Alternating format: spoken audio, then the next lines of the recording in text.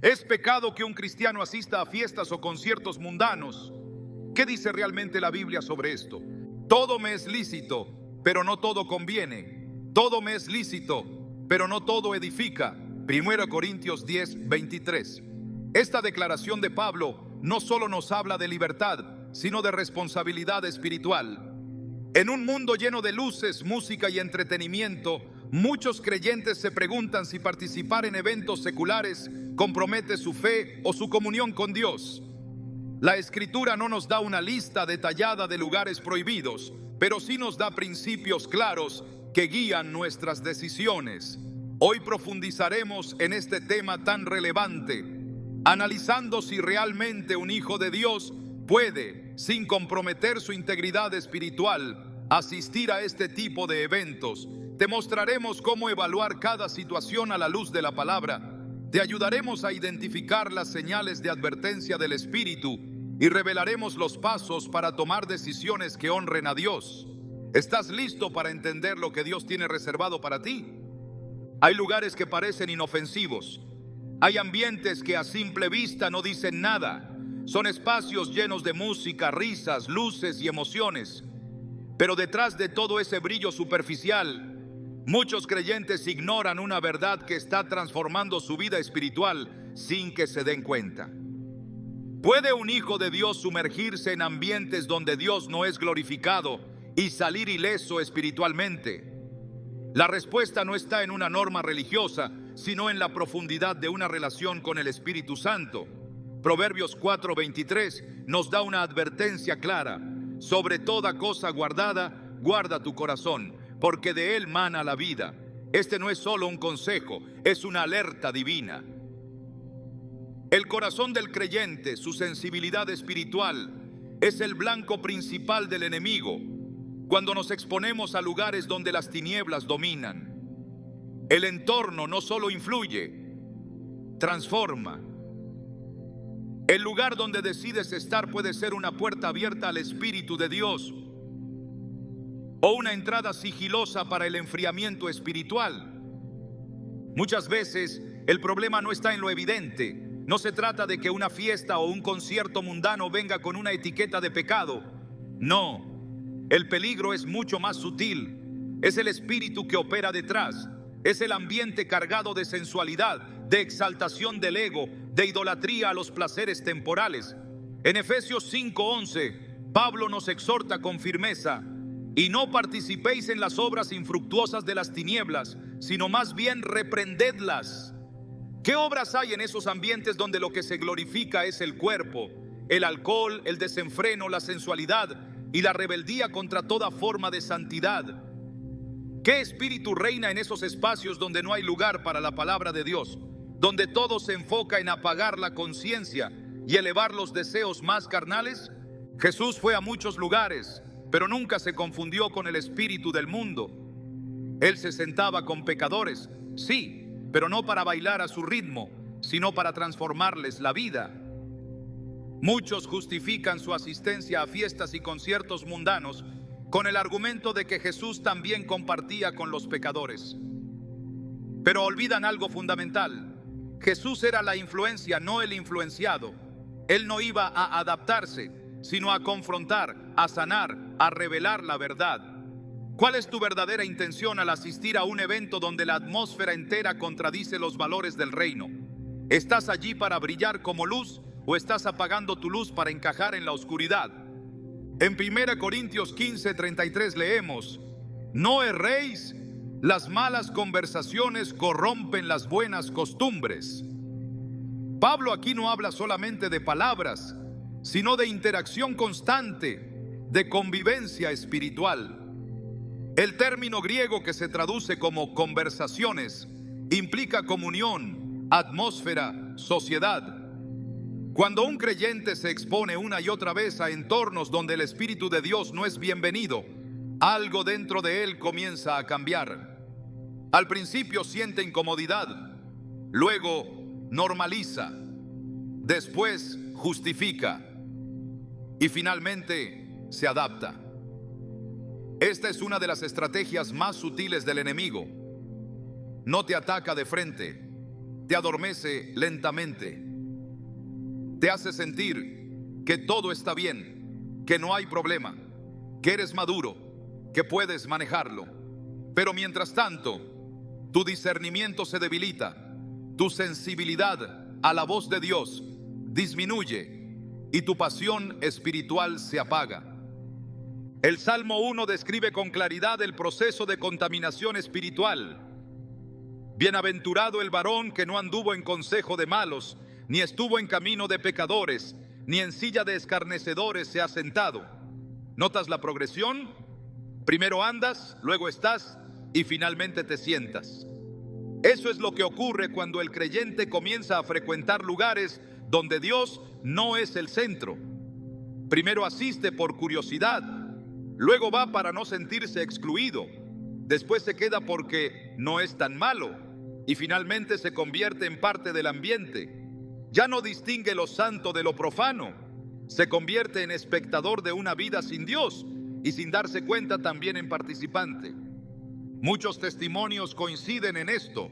Lo que parecía un simple evento social fue el inicio de un alejamiento espiritual. Un joven contó que comenzó asistiendo a fiestas porque quería compartir con sus amigos. Al principio no bebía, no bailaba, solo observaba, pero con el tiempo su lenguaje cambió, sus prioridades espirituales se enfriaron, la oración se volvió escasa, la lectura de la Biblia esporádica. ¿Qué cambió? El ambiente. Él no lo notó de inmediato, pero su alma sí. La atmósfera donde Dios no habita es un terreno fértil para la confusión, el desgaste espiritual y la apertura a influencias destructivas. En el Antiguo Testamento, la santidad estaba marcada por separación. Dios instruyó al pueblo de Israel a no mezclarse con las costumbres paganas de las naciones vecinas. No era por legalismo, era por protección. En Deuteronomio 7, 2, 4 Dios ordena: no harás alianza con ellas, ni tendrás de ellas misericordia, y no emparentarás con ellas, porque desviarán a tus hijos de en pos de mí, y servirán a dioses ajenos. Este principio sigue vigente espiritualmente hoy. No se trata de crear una burbuja, sino de entender que la contaminación espiritual es real, sutil y progresiva. Lo que toleras hoy, mañana te dominará. Lo que minimizas ahora, más adelante te esclaviza. Muchos dicen: pero yo voy con una buena actitud, yo no me involucro en lo malo. ¿De qué sirve una buena intención en un campo contaminado? Si colocas una planta delicada en un suelo tóxico, no importa cuán buena sea la semilla, no prosperará. Jesús mismo oró en Juan 17:15 diciendo: no ruego que los quites del mundo, sino que los guardes del mal. No es cuestión de aislamiento, sino de dirección. El creyente no fue llamado a ocultarse, pero tampoco a diluirse en ambientes que contrarían el carácter de Dios. Si el Espíritu Santo no tiene lugar en ese evento, ¿qué lugar deberías tener tú ahí? Cuando el profeta Elías confrontó a los profetas de Baal en el monte Carmelo, no fue a mezclarse con sus costumbres ni a participar de sus rituales. Fue a confrontar, fue con fuego. Y cuando el fuego de Dios descendió, quedó claro quién era el verdadero Dios. Hoy muchos creyentes entran a lugares donde Dios no es honrado, pero no llevan fuego. Llevan una actitud de resignación, de conformismo, de imitación. Y sin darse cuenta, el mundo los está moldeando más a ellos que ellos al mundo.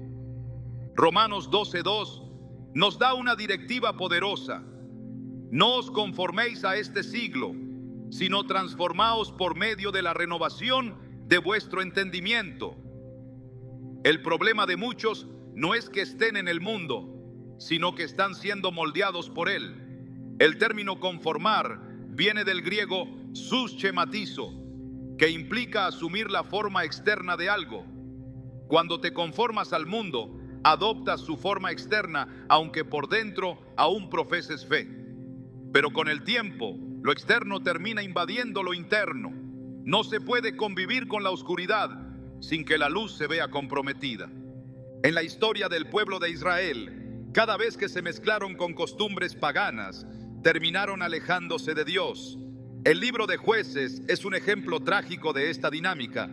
Se acercaban a los pueblos, imitaban sus fiestas, sus cultos, sus ídolos, y después clamaban a Dios cuando todo colapsaba. ¿Cuántos creyentes hoy están en ese ciclo? Participan de ambientes que adormecen su espíritu y luego claman por fuego, dirección y propósito. No se puede beber de la copa del Señor y de la copa de los demonios, como dice 1 Corintios 10:21. No se puede habitar en la presencia de Dios y al mismo tiempo bailar al ritmo del mundo. El joven que quiere agradar a Dios debe entender que sus decisiones marcan su destino espiritual. No basta con tener buena intención, hay que discernir, hay que preguntar: ¿qué espíritu reina en este lugar? ¿Qué fruto deja en mi alma? ¿Qué pensamiento se fortalece en mí después de haber estado allí? ¿Salgo con más hambre por Dios o con más deseo por el mundo? Jesús dijo en Mateo 6:24: nadie puede servir a dos señores. No podéis servir a Dios y a las riquezas. El principio se aplica también aquí. No puedes servir a Dios y a la cultura del entretenimiento sin frenos. Uno de los dos terminará apagando al otro. La historia de Sansón nos deja una lección devastadora. Un hombre apartado desde el vientre para Dios, lleno de poder, pero que jugaba en terrenos donde el Espíritu de Dios no tenía lugar. Fue a fiestas, se involucró con mujeres paganas, ignoró las advertencias. El resultado: perdió su fuerza, fue cegado y terminó siendo espectáculo para los enemigos de Dios. Así termina todo creyente que no cuida dónde se sienta, dónde se expone, qué ambiente respira. Pierde su visión espiritual, pierde su fuerza y se convierte en objeto de burla para el enemigo. Sansón fue restaurado, sí, pero el precio fue altísimo. ¿Vale la pena? Esta es una llamada a despertar. No se trata de legalismo, se trata de vida o muerte espiritual. El enemigo no necesita que niegues a Dios para destruirte. Solo necesita que te acostumbres a vivir lejos de su presencia. Solo necesita que normalices ambientes donde Él no es bienvenido. Y cuando eso ocurre, cuando ya no te incomoda lo que antes te hería el alma, cuando puedes estar horas en un lugar sin pensar en Dios, sin orar, sin discernir, algo se ha roto. El Espíritu Santo es una persona sensible. No habita en medio de la confusión, del desenfreno, ni de la exaltación del pecado. Si quieres conservar la unción, debes cuidar el ambiente que respiras. Debes cuidar tu altar, tu oído, tu pureza espiritual. No te contamines por encajar. No pierdas lo eterno por lo pasajero. Hay un llamado a santidad. Hay un clamor en el cielo por una generación que decida ser diferente, que diga: yo no pertenezco ahí, fui llamado para algo mayor. ¿Y tú, a qué ambiente estás prestando tu alma? Porque donde habitas con tu cuerpo, también termina yendo tu espíritu. ¿Estás listo para revisar tu entorno a la luz de la palabra? ¿Estás dispuesto a alejarte de lo que apaga tu fuego para abrazar lo que te conecta con Dios? La decisión es tuya, pero la consecuencia, sea buena o mala, siempre será espiritual. La música tiene poder.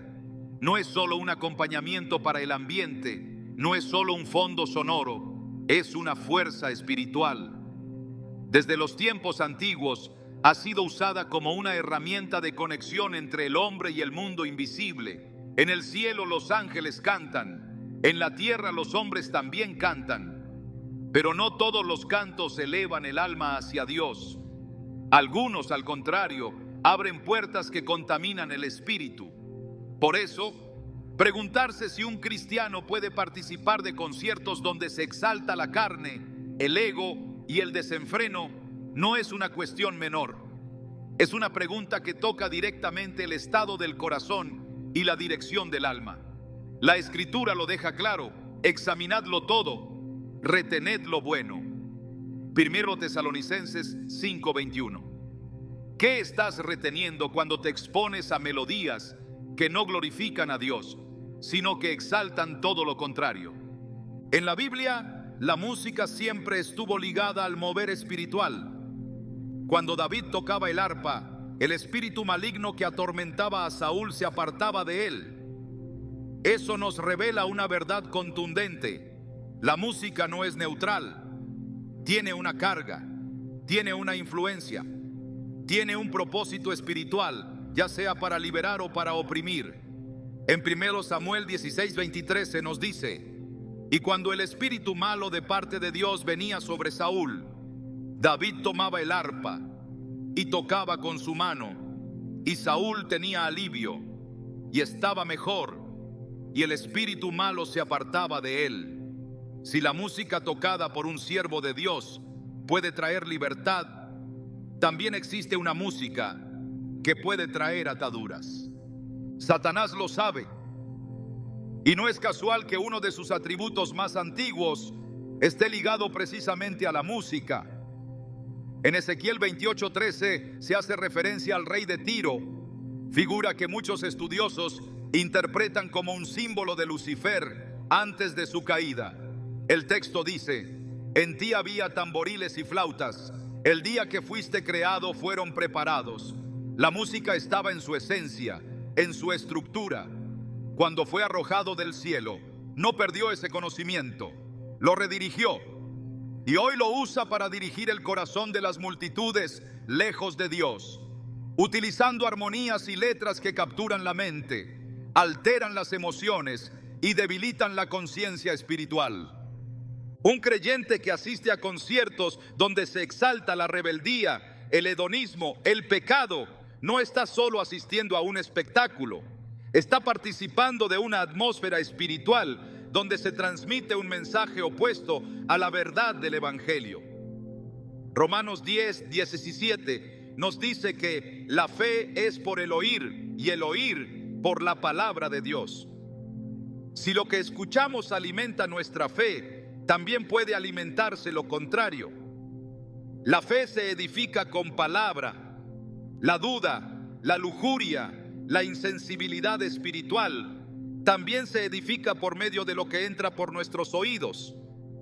Por eso es que Proverbios 4:20-21 nos exhorta: hijo mío, está atento a mis palabras, inclina tu oído a mis razones.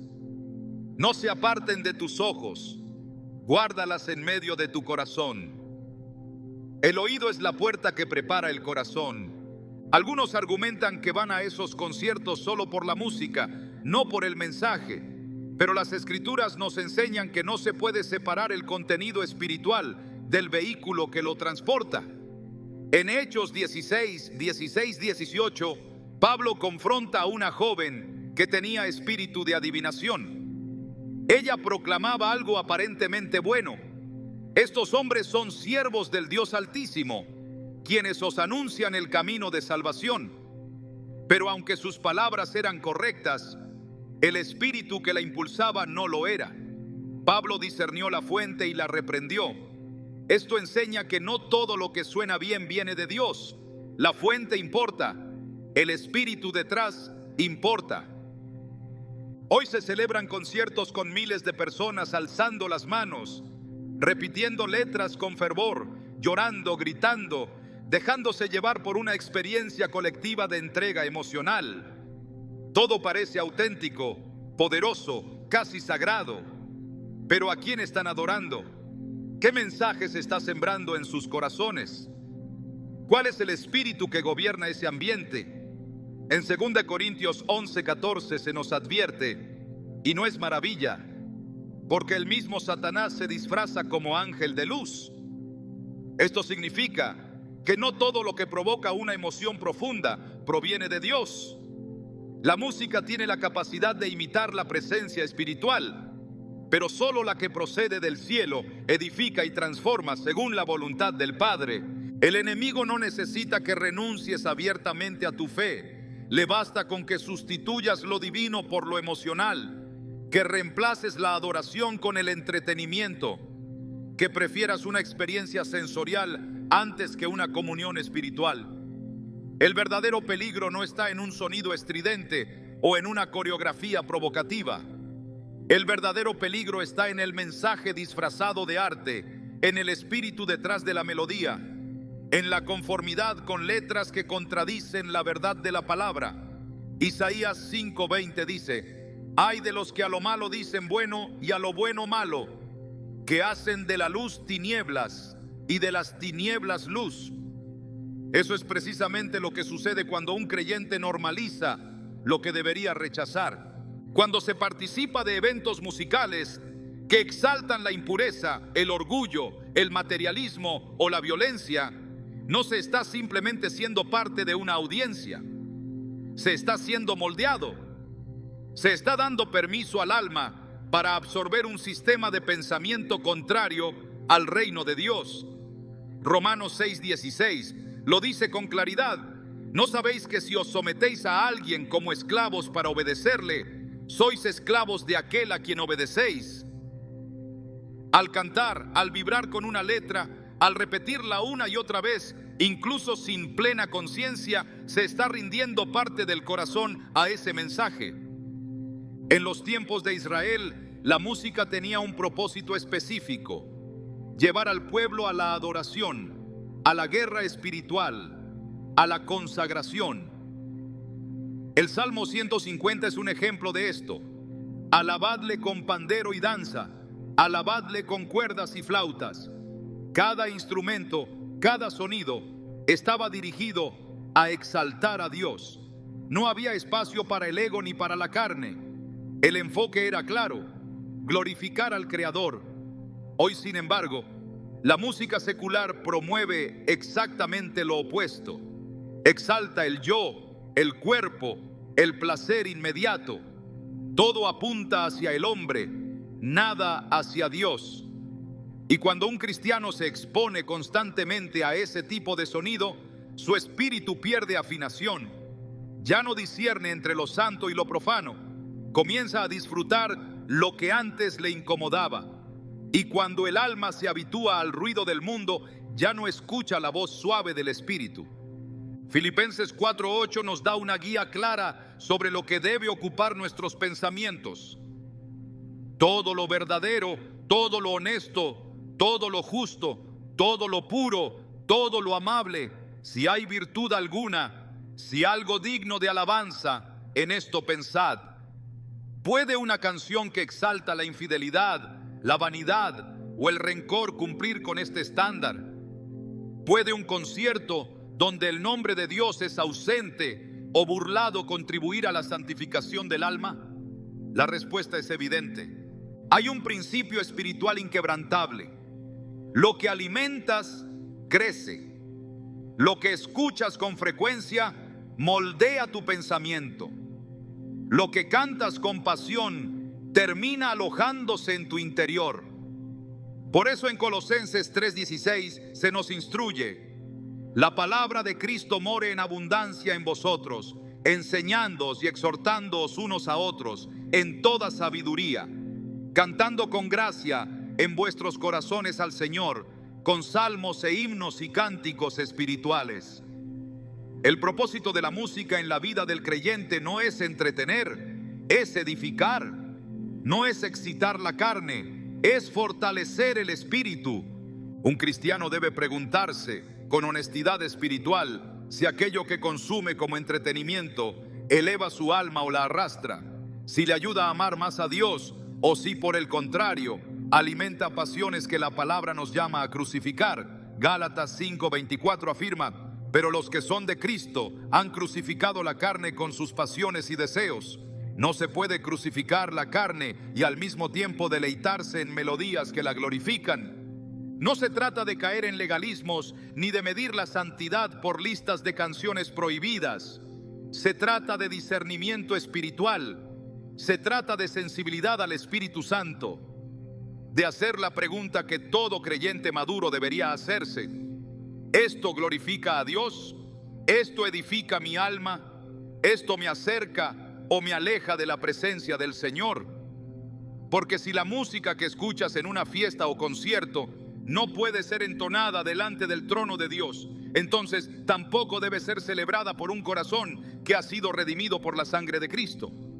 El alma que ha sido tocada por el Espíritu no puede complacerse en las obras de la carne. La mente renovada no encuentra deleite en lo que desagrada al Señor. Hay un llamado en 2 Corintios 6:17 que resuena con claridad. Salid de en medio de ellos y apartaos, dice el Señor, y no toquéis lo inmundo, y yo os recibiré. No es una sugerencia, es una orden con promesa. Es un llamado a vivir de manera separada, no como desprecio al mundo, sino como devoción a Dios. Cuando un creyente asiste a un concierto mundano, aunque su cuerpo esté allí por unas horas, su alma puede quedar marcada por mucho más tiempo. Las palabras cantadas, los gestos exaltados, los íconos venerados, todo eso deja una huella espiritual. No es entretenimiento inocente, es una transmisión de valores. Y donde no hay gloria para Dios, hay sombra espiritual.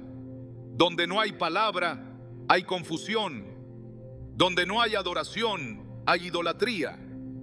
No en formas clásicas, pero sí en la exaltación de la imagen, el estatus, la fama o el deseo desordenado.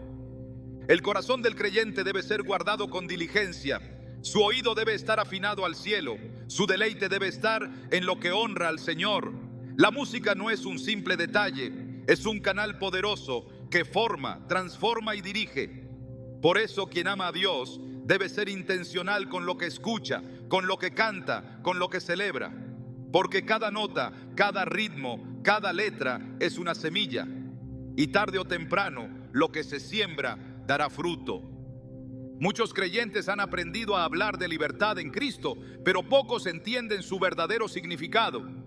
Se repite la frase, ya no estoy bajo la ley, como si eso significara que todo está permitido. Se confunde libertad con licencia y se malinterpreta la gracia como un permiso para caminar al borde de lo que el mundo ofrece. Sin embargo, la palabra de Dios no deja espacio para esa ambigüedad. En Gálatas 5:13, el apóstol Pablo advierte con claridad, porque vosotros, hermanos, a libertad fuisteis llamados, solamente que no uséis la libertad como ocasión para la carne, sino servíos por amor los unos a los otros. La libertad en Cristo no es una invitación al desenfreno, es una exhortación a la santidad vivida con amor. La diferencia entre lo permitido y lo provechoso es fundamental. No todo lo que no es técnicamente pecado es espiritualmente saludable. En 1 Corintios 10:23, Pablo lo expresa así: todo me es lícito, pero no todo conviene. Todo me es lícito, pero no todo edifica. Este principio debe gobernar cada decisión del creyente, especialmente cuando se trata de exponerse a ambientes que exaltan valores contrarios al reino de Dios. El creyente maduro no pregunta solamente, ¿puedo hacerlo?, sino, ¿me acerca esto más a Cristo o me aleja de Él? La verdadera libertad no se mide por lo que hacemos sin consecuencias inmediatas, sino por nuestra capacidad de elegir lo que agrada al Espíritu, aunque no sea popular. A lo largo de la historia bíblica, Dios siempre ha llamado a su pueblo a vivir separado, no por orgullo, sino por propósito. Israel fue instruido a no adoptar las costumbres de las naciones paganas, precisamente para preservar su identidad como pueblo santo. En Levítico 20:26 leemos: y me seréis santos porque yo Jehová soy santo, y os he apartado de los pueblos para que seáis míos. Esta separación no era física únicamente, era espiritual, moral y cultural. Era una forma de mantener la pureza de su comunión con Dios. En el contexto actual, esta separación no significa vivir aislados del mundo, sino no adoptar sus patrones. La mente renovada, de la que habla Romanos 12:2, es una mente que no se conforma al siglo presente. Una mente que discierne lo que es la voluntad de Dios, buena, agradable y perfecta. Asistir a un concierto o una fiesta mundana puede no parecer un acto de pecado evidente. pero cuando se examina desde la óptica del Espíritu, se revelan sus efectos. No edifica, no glorifica a Dios, no fortalece el testimonio y muchas veces tampoco deja al creyente igual que antes de entrar. Cristo nos llamó a la libertad, pero esa libertad tiene un precio, la obediencia. No a una ley externa impuesta, sino a una ley escrita en el corazón. Hebreos 10:16 declara: este es el pacto que haré con ellos después de aquellos días, dice el Señor. Pondré mis leyes en sus corazones y en sus mentes las escribiré. La verdadera gracia no elimina la santidad, la hace posible. No anula el llamado a la pureza, lo fortalece desde dentro. La gracia no es una excusa para acercarse al límite, es la fuerza para mantenerse lejos de él. Cuando un creyente argumenta que puede ir a un evento secular porque no hay un mandato explícito en contra, está usando una lógica que ignora el principio del discernimiento espiritual. En Filipenses 1:10 se nos llama a aprobar lo mejor. Esto implica que hay cosas que, aunque sean permisibles, no son lo mejor para quien ha sido apartado para Dios. Hay decisiones que no rompen mandamientos, pero sí enfrían el alma. Hay lugares que no manchan la ropa, pero sí la conciencia. El apóstol Pedro también escribió sobre este tema con gran claridad. En 1 Pedro 2:16 dice: como libres, pero no como los que tienen la libertad como pretexto para hacer lo malo, sino como siervos de Dios. Este versículo desenmascara una de las formas más comunes en que el enemigo engaña al creyente, disfrazando la desobediencia de madurez. Bajo el argumento de la libertad, muchos se entregan a actividades que desvían su enfoque, enfrían su pasión por lo eterno y los hacen insensibles a la voz de Dios. La verdadera libertad no se manifiesta en hacer todo lo que se quiere, sino en tener dominio propio para hacer lo que se debe. Pablo enseña en 1 Corintios 9:27 una verdad que confronta cualquier forma de autocomplacencia espiritual, sino que golpeo mi cuerpo y lo pongo en servidumbre, no sea que habiendo sido heraldo para otros, yo mismo venga a ser eliminado. Esta declaración de disciplina personal proviene de alguien que comprendió que el llamado al reino exige renuncia. Renuncia a todo aquello que puede entorpecer la carrera espiritual. Una fiesta puede parecer inofensiva, un concierto puede parecer entretenido, pero si esa experiencia alimenta la carne y no el espíritu, entonces no edifica. Y lo que no edifica, desgasta. Cuando se habla de santidad práctica, no se trata de legalismo, sino de coherencia. No se trata de imponer reglas externas, sino de vivir desde una convicción interna que nace del Espíritu. En 1 Tesalonicenses 4:7-8 se dice: pues no nos ha llamado Dios a inmundicia, sino a santificación. Así que el que desecha esto, no desecha a hombre, sino a Dios, que también nos dio su Espíritu Santo. Este llamado a la santificación no es una recomendación opcional, es la manifestación visible de una vida gobernada por el Espíritu. El mundo actual promueve una cultura de placer inmediato y relativismo moral. Los conciertos y fiestas se han convertido en plataformas donde se normaliza lo que Dios abomina, donde se exalta lo que Él reprueba. El creyente que asiste, aunque lo haga con la intención de no participar activamente, se expone a una atmósfera cargada de mensajes contrarios a la verdad. Gálatas 5:16 nos exhorta: digo pues, andad en el Espíritu y no satisfagáis los deseos de la carne. El caminar en el Espíritu exige decisiones contraculturales, exige discernimiento, exige valentía para decir no, aunque todos digan sí. La libertad en Cristo no elimina los límites, los redefine desde el amor. En 1 Corintios 8, Pablo habla sobre los alimentos sacrificados a ídolos. Aunque él sabe que no hay nada malo en sí mismo en comerlos, decide abstenerse si eso puede hacer tropezar a un hermano más débil. Esto revela un principio de responsabilidad espiritual que va más allá del interés personal. Lo que hago afecta a otros. Mi libertad debe estar gobernada por el amor y por el testimonio que dejo. No se trata solo de lo que puedo hacer, sino de lo que es mejor para mi crecimiento y el de los demás. El Espíritu Santo que habita en nosotros no solo nos consuela, también nos guía, también nos convence, también nos santifica. En Juan 16:13 Jesús dijo: pero cuando venga el Espíritu de verdad, Él os guiará a toda la verdad.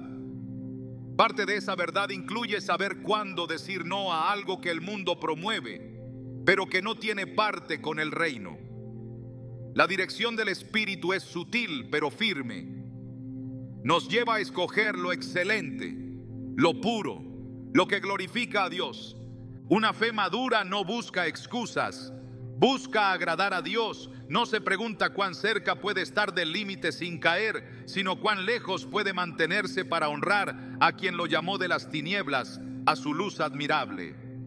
En 2 de Pedro 1, 5, 7 se nos insta a añadir a nuestra fe virtud, conocimiento, dominio propio, paciencia, piedad, afecto fraternal y amor. Este proceso de crecimiento no es compatible con una vida que se alimenta de las mismas fuentes que el mundo celebra. La gracia no nos exime de la lucha, nos equipa para vencer. Tito 2, 11, 12 lo explica de forma precisa: porque la gracia de Dios se ha manifestado para salvación a todos los hombres, enseñándonos que, renunciando a la impiedad y a los deseos mundanos, vivamos en este siglo sobria, justa y piadosamente. La verdadera gracia no nos acomoda en la tibieza, nos impulsa a vivir con propósito, con fuego, con claridad. Nos enseña a decir no con convicción y con gozo. Cada decisión cuenta, cada ambiente al que se asiste deja una huella, cada exposición tiene un efecto. La madurez espiritual se demuestra cuando elegimos lo que honra a Dios, incluso cuando nadie nos está mirando, incluso cuando otros no lo comprenden. El reino de Dios no se construye con palabras vacías, sino con vidas rendidas. La libertad en Cristo no es una excusa para transitar por caminos grises. Es la capacidad de andar por el camino estrecho, con determinación, con gozo, con convicción. El apóstol Juan escribió en 1 Juan 2, 15, 17 una advertencia que sigue siendo vigente: no améis al mundo, ni las cosas que están en el mundo. Si alguno ama al mundo, el amor del Padre no está en él. Y el mundo pasa, y sus deseos, pero el que hace la voluntad de Dios permanece para siempre. La música, las fiestas, los eventos que el mundo celebra hoy pasarán, pero el alma que ha sido entrenada para deleitarse en Dios no será movida. La voluntad del Padre es que sus hijos vivan en libertad, pero una libertad que los hace más semejantes a Cristo. Esa es la diferencia entre simplemente poder hacer algo y saber si conviene hacerlo, entre lo permitido y lo transformador, entre lo cultural y lo eterno. Un corazón guiado por el Espíritu no necesita una lista de prohibiciones, solo necesita sensibilidad, amor por la verdad y una pasión genuina por agradar a Dios en todo. Esa es la verdadera libertad. Vivir sin cadenas, pero también sin ataduras al sistema del mundo. Vivir con la mirada puesta en lo eterno y los pies firmes en el camino de la santidad. El entorno donde se mueve un creyente tiene más peso espiritual del que muchos están dispuestos a admitir. No se trata únicamente de lugares, sino de personas. No solo de eventos, sino de influencias. Cuando un cristiano entra en espacios donde lo que se exalta es contrario a la palabra de Dios, debe entender que no está solo enfrentando lo visible, sino también lo invisible. La Biblia no deja lugar a la neutralidad en este aspecto. En 1 Corintios 15:33 se declara con claridad: no erréis, las malas conversaciones corrompen las buenas costumbres. Este no es un proverbio cultural, es una advertencia divina. La corrupción no comienza con actos escandalosos, sino con relaciones permisivas que debilitan las convicciones. La influencia de las personas que nos rodean puede moldear nuestra conducta incluso cuando creemos estar firmes. El alma se adapta con facilidad a la atmósfera dominante. Cuando se convive con quienes normalizan el pecado, con quienes celebran lo que Dios reprueba, con quienes se burlan de la santidad, se corre el riesgo de que lo inaceptable se vuelva tolerable. El corazón, si no está constantemente renovado por el Espíritu, comienza a imitar lo que observa.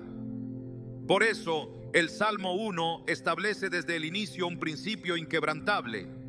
Bienaventurado el varón que no anduvo en consejo de malos, ni estuvo en camino de pecadores, ni en silla de escarnecedores se ha sentado. No porque el creyente deba vivir aislado, sino porque debe vivir consciente. La compañía que se elige dice mucho del rumbo espiritual que se está tomando. No hay comunión verdadera entre la luz y las tinieblas. No hay alianza espiritual posible entre el templo de Dios y los ídolos. Pablo lo expresa en 2 Corintios 6, 14, 16 con una contundencia que no deja espacio para interpretaciones ambiguas. ¿Qué comunión tiene la luz con las tinieblas? ¿Y qué concordia Cristo con Belial? ¿O qué parte el creyente con el incrédulo? No se trata de rechazar a las personas, sino de discernir la influencia que ejercen sobre el alma. El corazón que busca agradar a Dios no puede permanecer indiferente a la atmósfera que lo rodea. Los conciertos y fiestas mundanas no son meramente espacios de entretenimiento. Son terrenos donde se forma comunidad alrededor de valores que contrastan con el reino de los cielos. Allí se establece una conexión emocional y espiritual entre los asistentes. Las letras cantadas al unísono, los gestos imitativos, la exaltación de ciertos ídolos culturales no son simples actos sociales.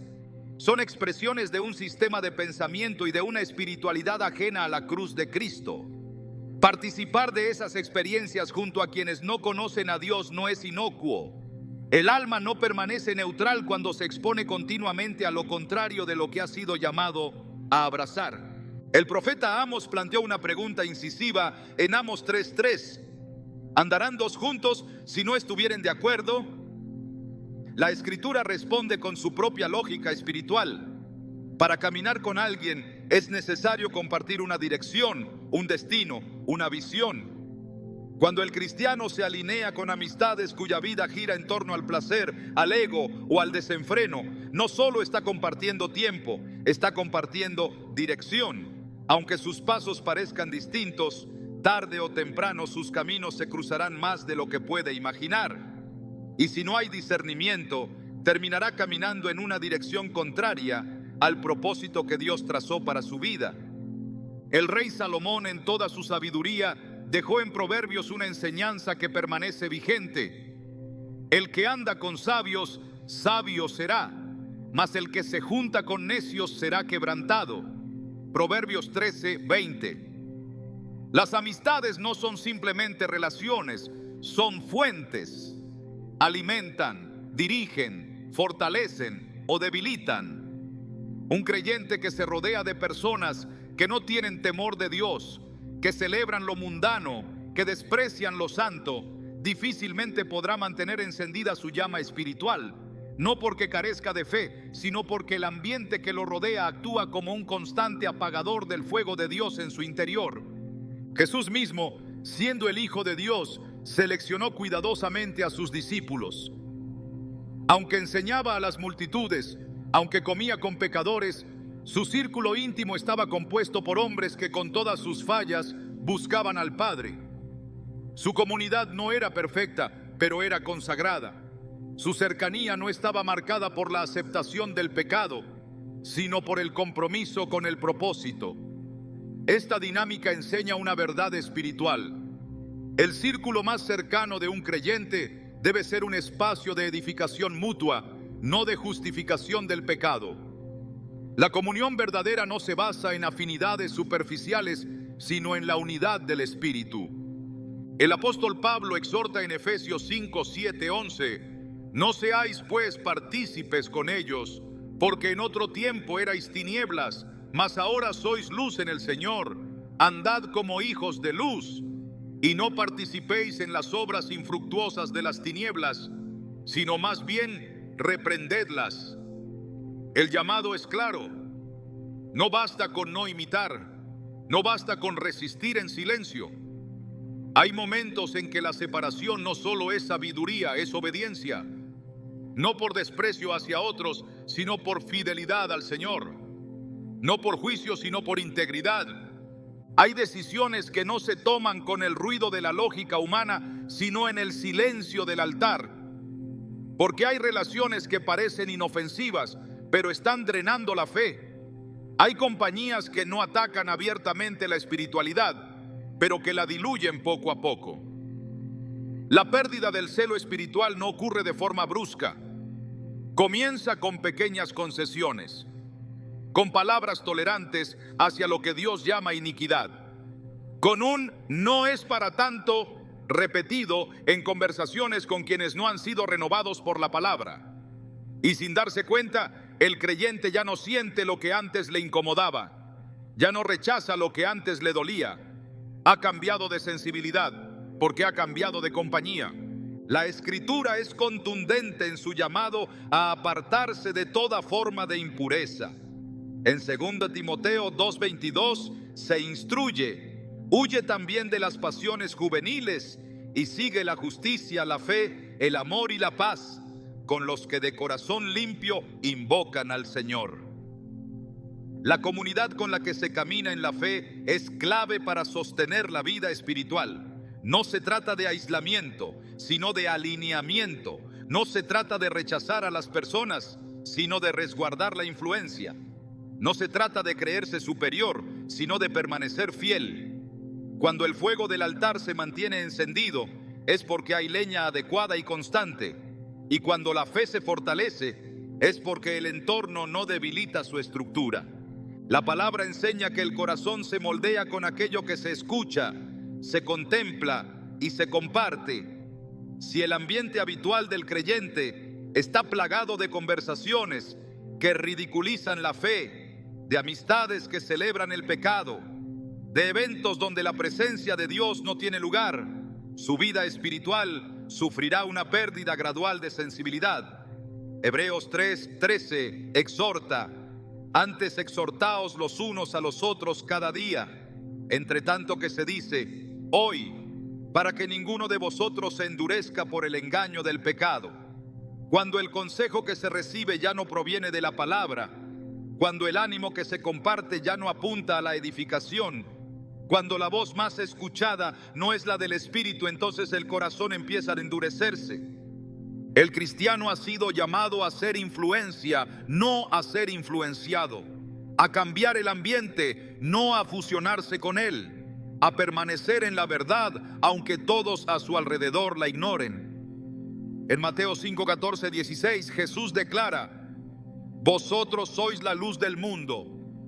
No se enciende una luz y se pone debajo de un almud, sino sobre el candelero, y alumbra a todos los que están en casa. No se puede ser luz y al mismo tiempo ocultarse entre sombras. No se puede iluminar si el aceite del Espíritu se ha contaminado con el polvo del mundo. La santidad no es una carga, es un privilegio. Es el reflejo de una identidad restaurada. El amor por Dios se evidencia en las decisiones diarias, en la selección de los espacios que se frecuentan, en la elección de las voces que se escuchan, en la cercanía con aquellos que fortalecen o debilitan el caminar con Cristo. El compromiso con la verdad no se negocia en función de la aceptación social. La fidelidad no depende del aplauso de quienes nos rodean. La integridad espiritual florece cuando el corazón se alinea con el cielo, aunque todo a su alrededor invite a lo contrario. El tiempo es corto. El retorno del Señor se acerca. Y Él viene por una iglesia sin mancha ni arruga, por un pueblo que se ha guardado, que ha permanecido fiel, que ha entendido que la comunión con el mundo no puede sustituir la comunión con el Espíritu. En 1 Juan 1:6-7 se establece una verdad vital. Si decimos que tenemos comunión con Él y andamos en tinieblas, mentimos y no practicamos la verdad. Pero si andamos en luz, como Él está en luz, tenemos comunión unos con otros. La luz no se mezcla con la oscuridad, y la comunión verdadera solo se fortalece entre quienes han decidido vivir bajo la luz de la verdad. El Señor busca corazones definidos, almas que no miren atrás, personas que no se conformen con tener apariencia de piedad, sino que vivan en el poder de una vida transformada. Esa transformación no se sostiene en medio de ambientes hostiles al espíritu. La vida espiritual necesita un terreno fértil, un entorno de fe, una atmósfera que respire verdad, una compañía que apunte al cielo. Esa es la compañía que edifica. Ese es el entorno que fortalece. Esa es la elección que agrada a Dios. Hay una dimensión del caminar cristiano que muchos pasan por alto cuando deciden formar parte de ambientes donde Dios no es exaltado. El testimonio no es una idea simbólica ni un concepto idealista. Es una realidad espiritual que pesa más de lo que parece. Cada decisión, cada lugar frecuentado, cada acción visible u oculta habla de lo que verdaderamente habita en el corazón. Jesús fue enfático al decir en Mateo 5:16: así alumbre vuestra luz delante de los hombres, para que vean vuestras buenas obras y glorifiquen a vuestro Padre que está en los cielos. La vida del creyente no es un asunto privado, es una señal constante del reino de Dios para quienes lo rodean. El mundo no está ciego, observa, analiza, saca conclusiones. Y cuando un creyente asiste a fiestas y conciertos donde el ambiente es contrario a la santidad, el mensaje que se transmite es confuso. No se puede proclamar una vida nueva mientras se camina por senderos viejos. No se puede hablar de transformación mientras se celebran las mismas cosas que antes se repudiaban. La palabra enseña en Romanos 12:2 que la mente debe ser transformada, renovada, no adaptada. Por tanto, el testimonio comienza con una mente rendida al Espíritu, no con argumentos que justifican lo injustificable. Lo que el corazón valora se revela en lo que el cuerpo frecuenta. El testimonio no se trata solo de lo que se dice, sino de lo que se vive. En 1 Pedro 2:12, el apóstol exhorta: mantengan entre los gentiles una conducta ejemplar, para que en lo que murmuran de vosotros como de malhechores, glorifiquen a Dios en el día de la visitación al considerar vuestras buenas obras.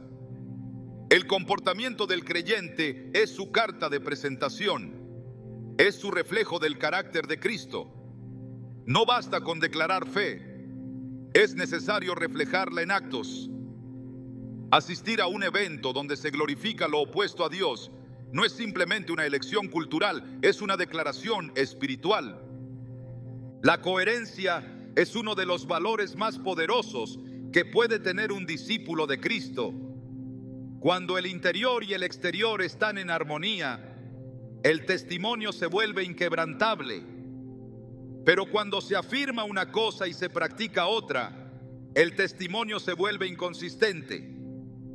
En Tito 2:7-8, Pablo instruye a mostrar un ejemplo en todo, presentándote tú en todo como ejemplo de buenas obras, en la enseñanza mostrando integridad, seriedad, palabra sana e irreprochable. Este estándar no es opcional para algunos, es el llamado para todos los que han sido redimidos. No se puede dar buen fruto si se está plantado en terreno contaminado. Hay quienes argumentan que su asistencia a ciertos lugares no define su fe, que su relación con Dios es personal y no depende de apariencias. Pero la palabra establece que la fe sin obras es muerta y que lo que se ve de nosotros es muchas veces lo único que el mundo puede leer. En 2 Corintios 3:2 se afirma: nuestras cartas sois vosotros, escritas en nuestros corazones, conocidas y leídas por todos los hombres. Si lo que el mundo ve de un creyente es una vida que no se distingue de la cultura que lo rodea, ¿qué mensaje está recibiendo? ¿Cómo puede glorificarse a Dios cuando no hay diferencia entre la luz y las tinieblas? El testimonio tiene un peso eterno. Jesús advirtió en Mateo 18:6: sobre el grave peligro de hacer tropezar a otros. Y cualquiera que haga tropezar a alguno de estos pequeños que creen en mí, mejor le fuera que se colgase al cuello una piedra de molino. Cada decisión tiene consecuencias, no solo para quien la toma, sino también para quienes la observan. Cuando un joven en la fe ve a alguien que considera maduro moverse con libertad en ambientes mundanos, puede interpretar ese comportamiento como aprobación, y lo que para uno puede parecer controlado, para otro puede ser una puerta abierta al desenfreno. Por eso, la responsabilidad del testimonio va más allá de la intención. Se mide en su impacto. Ser testigo de Cristo no es un rol pasivo, es un llamado activo, diario, constante. En Hechos 1:8 Jesús prometió que recibiríamos poder para ser testigos. Eso implica que nuestra vida debe manifestar la evidencia del Espíritu en todas las áreas, no solo en lo que hacemos dentro de la iglesia, sino en lo que decidimos fuera de ella, en los lugares que pisamos, en los eventos a los que asistimos, en lo que celebramos o permitimos. El testimonio no se limita a las palabras, se extiende hasta lo invisible, se arraiga en lo profundo y florece en lo visible. Lo que el creyente tolera públicamente está hablando por él, incluso cuando guarda silencio. Lo que aprueba con su presencia está moldeando la percepción de quienes lo rodean. Y si su vida no marca una diferencia clara con el mundo, entonces está negando con hechos lo que afirma con palabras. En Santiago 1:22 se nos exhorta: pero sed hacedores de la palabra y no tan solamente oidores, engañándoos a vosotros mismos. El testimonio no es una opción secundaria del evangelio, es el vehículo que Dios utiliza para atraer a otros hacia su luz. El corazón humano fue diseñado para celebrar. Fue creado con la capacidad de alegrarse, de exaltar, de expresarse en comunión con algo más grande que sí mismo. Por eso, la búsqueda de gozo es una constante en cada ser humano. Sin embargo, el problema no es el deseo de celebrar, sino el objeto de esa celebración. Cuando el alma no conoce la fuente del verdadero gozo, busca sustitutos. Y el mundo ofrece muchos: fiestas, conciertos, ambientes de euforia que prometen plenitud pero dejan vacío. Pero cuando el creyente ha sido renovado por el Espíritu de Dios, descubre que el gozo real no se encuentra en la exaltación de la carne, sino en la comunión con el Padre. El Salmo 16:11 revela una verdad que transforma la perspectiva de quienes han probado los placeres del mundo y han encontrado insatisfacción. Me mostrarás la senda de la vida. En tu presencia hay plenitud de gozo, delicias a tu diestra para siempre. Este gozo no se agota con el paso del tiempo, ni se desvanece al terminar el evento. Es un gozo que permanece, que llena, que sustenta. No necesita luces artificiales ni ruidos ensordecedores. Se manifiesta en la intimidad del alma que ha sido reconciliada con Dios. Muchos creen que seguir a Cristo implica renunciar al gozo, pero la Escritura muestra lo contrario. El reino de Dios no es comida ni bebida, sino justicia, paz y gozo en el Espíritu Santo. Así lo afirma Romanos 14:17. No es una vida gris, es una vida con propósito. No es una existencia restringida, es una existencia redimida.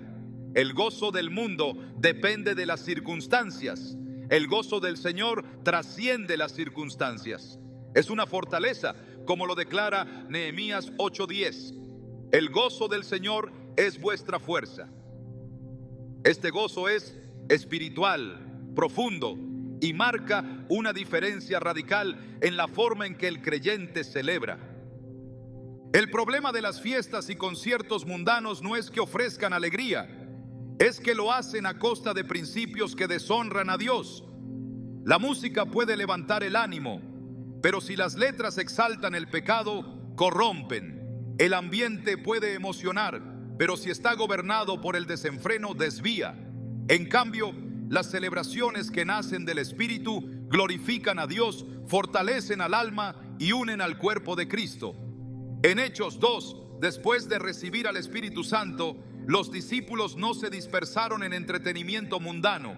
Se reunieron para compartir, para adorar, para celebrar juntos en comunión. Su gozo no era superficial, era el fruto de una vida transformada.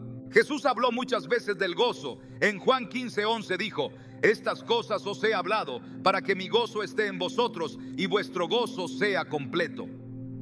Lo que Él ofrece no es una emoción pasajera, sino una realidad interior que permanece aún en medio de pruebas.